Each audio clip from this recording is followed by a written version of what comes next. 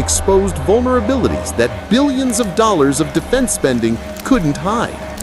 Some called him a criminal, others a pioneer, a prodigy, even a hero of sorts, not because he attacked, but because he revealed. And isn't that the paradox of hacking? To break into a system is both an act of destruction and discovery. To expose weakness is to risk being punished, even as you've done the world a favor by proving it exists. Years later, cybersecurity experts still cite his story as a turning point. His case forced the US government to tighten defenses, to invest heavily in securing military networks. It inspired the creation of ethical hacking programs, where brilliant minds could test systems legally and get paid for it.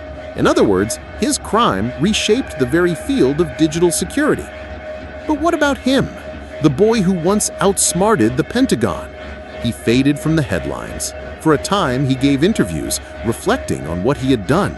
He spoke with a mix of pride and regret. Pride that he had pulled off something unthinkable, regret that it had cost him so much.